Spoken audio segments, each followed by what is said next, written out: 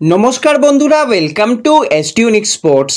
বন্ধুরা, এই ভিডিওতে আমরা কথা বলবো কিছু ফুটবল আপডেট নিয়ে, ডার্বি ম্যাচ নিয়ে আলোচনা করার সাথে সাথে ইস্টবেঙ্গলের দুজন প্লেয়ারকে নিয়ে আলোচনা করার রয়েছে। আনোয়ার আলী কিন্তু আজকে প্র্যাকটিসে যোগদান করলো, সেই নিয়েও কিন্তু আমরা কথা বলবো এই ভিডিওতে। খুবই ইন্টারেস্টিং একটা ভিডিও হবে, শুরু থেকে শেষ পর্যন্ত দেখো। আর ভিডিও ভালো লাগলে সকলে একটা করে লাইক করে 500 লাইকের টার্গেট আমাদের পূর্ণ করে দিও। আর যারা চ্যানেলে প্রথমবারের জন্য এসেছো, মনে করে চ্যানেলটাকে সাবস্ক্রাইব করে তার পাশের বেল আইকনটাকে অন করে রেখো, তাহলে তোমাদের প্রিয় দলের খেলার সমস্ত আপডেট তোমরা এখানে পেয়ে যাবে। তো চলো আর দেরি না করে ভিডিও শুরু করা যাক। তো প্রথমেই যদি আমরা একটুখানি আমাদের আন্ডার-20 দলের দিকে তাকাই, তো সাব চ্যাম্পিয়নশিপের কিন্তু গুরুত্বপূর্ণ ম্যাচে আমাদের ভারত প্রতিনিধিত্ব করতে চলেছে। তো গ্রুপ বি এর মধ্যে ভারত রয়েছে, এছাড়া কিন্তু মালদ্বীপ এবং ভুটান কিন্তু আমাদের গ্রুপে রয়েছে। এবং গ্রুপ এর দিকে তাকালে সেখানেও কিন্তু 3টে দল রয়েছে, নেপাল, বাংলাদেশ, শ্রীলঙ্কা, আর শেষ মুহূর্তে পাকিস্তান তারা খেলবে না জানিয়ে দিয়েছে। তো আমাদের প্রথম ম্যাচ কিন্তু ভুটানের সঙ্গে রয়েছে 19শে আগস্ট, দ্বিতীয় ম্যাচ মালদ্বীপের সঙ্গে রয়েছে ভুটানের, সেটা হচ্ছে 21শে আগস্ট, আর আমাদের দ্বিতীয় ম্যাচ রয়েছে মালদ্বীপের সঙ্গে 23শে আগস্ট। অর্থাৎ 19 এবং 23 এই দুটো তারিখে কিন্তু আমাদের ম্যাচ রয়েছে। এবং ইস্টবেঙ্গল থেকে কিন্তু দুজন গুরুত্বপূর্ণ প্লেয়ার কিন্তু এই জাতীয় দলের শিবিরে ডাক পেয়েছে।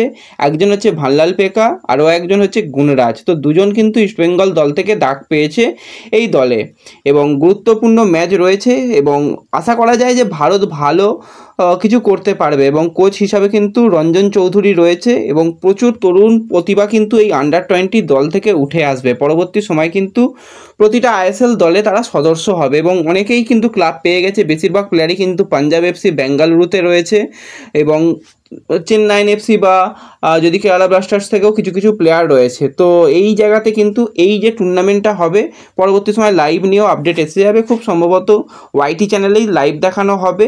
তো এখানে কিন্তু অনেক প্লেয়াররা তারা বেশ ভালো জায়গায় উঠে আসবে, এবং আমাদের ভারত সবসময় কিন্তু সাব আন্ডার-20তে খুবই ভালো ফলাফল করে। তো আশা করা যায় এই টুর্নামেন্টটাতেও কিন্তু খুব ভালো তারা ফলাফল করবে। এবং পরবর্তী সময় 25 তারিখে সেমিফাইনাল 1 রয়েছে, এবং 26 তারিখে কিন্তু সেমিফাইনাল 2 রয়েছে, এবং 28 তারিখে কিন্তু ফাইনাল ম্যাচ রয়েছে। তো অনেক শুভকামনা রইল আন্ডার-20 দলের জন্য। এবং বিশেষ করে গুণরাজ এবং ভানলাল পেকা এই দুজন প্লেয়ার তো ফার্স্ট 11-এর প্লেয়ার। এর সাথে সাথে আরও যদি বেশ কিছু তরুণ প্লেয়ার রয়েছে, সেখানে কিন্তু গাংতের দিকে নজর থাকবে। মনিরুল মোল্লা আমাদের একজন বাঙালি প্লেয়ার, সেও কিন্তু ডাক পেয়েছে। তো এই সব প্লেয়ারের দিকে কিন্তু অবশ্যই আমাদের নজর থাকবে। তো এরপরে যদি আমরা চলে আসি সরাসরি ইস্টবেঙ্গলের দিকে, তো আনোয়ার আলীকে নিয়ে বিতর্কর কোনো শেষ ছিল না। আনোয়ার আলীকে সিএফএলে রেজিস্টার করার চেষ্টা করেছিল মোহনবাগান সুপার জায়েন্ট, কিন্তু রেজিস্টার করা যায়নি। পরবর্তী সময়ে তারা ডুরান্ড কাপেও রেজিস্টার করেছিল।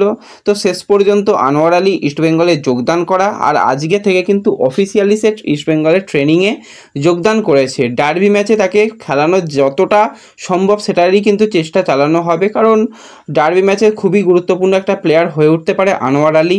তো এবারে কিন্তু এই যে ডার্বি ম্যাচটা হেভি গুরুত্বপূর্ণ হতে চলেছে, কারণ একদিকে আনোয়ার আলী সে মোহনবাগান ছেড়ে ইস্টবেঙ্গলে যোগদান করেছে। আপুইয়াকে নিয়ে দুই প্রধানের টানাটানি, জিকসানকে নিয়ে দুই প্রধানের টানাটানি। তো একটা দারুণ মাঠের বাইরে লড়াই হয়েছে, এবার মাঠের মধ্যে লড়াইটাও কিন্তু খুব ভালোভাবে হবে। তার সাথে সাথে আজকে টিকিট দিয়েছে অফলাইনে, এবং টিকিট কিন্তু পুরোপুরি সোল্ড আউট হয়ে গেছে। অফলাইন টিকিট, অনলাইন টিকিট তো আর ছাড়ছে না।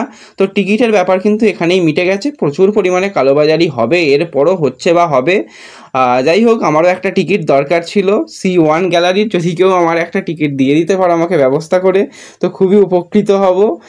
আর এরপরে যে বিষয়টাকে নিয়ে কথা বলার রয়েছে সেটা হচ্ছে যে ডার্বি ম্যাচ আদৌ হবে কি না, এরকম একটা গুঞ্জন তৈরি হচ্ছে। তোমরা সকলেই জানো কলকাতা কেন বলতে গেলে পুরো পশ্চিমবঙ্গই কিন্তু এই মুহূর্তে একটুখানি সমস্যার মধ্যে রয়েছে, যে চারিদিকেই কিন্তু আন্দোলন চলছে।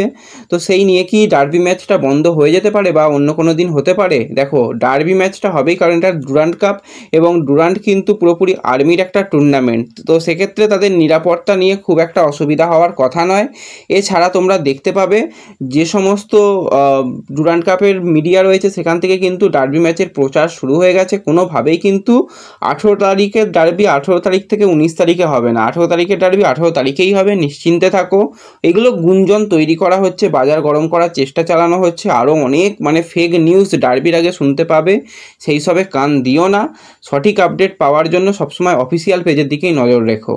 তো এই ভিডিওতে এটুকুই আলোচনা করার ছিল। ভিডিও ভালো লাগলে লাইক করে দিও, চ্যানেলে প্রথমবারের জন্য এলে চ্যানেলটাকে সাবস্ক্রাইব করে দিও, ফেসবুক পেজ থেকে ভিডিও দেখলে ফেসবুক পেজটাকে ফলো করে নিও এবং ভিডিও একটু সকলের সঙ্গে শেয়ার করে দিও। তো দেখা হচ্ছে পরবর্তী ভিডিওতে, ধন্যবাদ।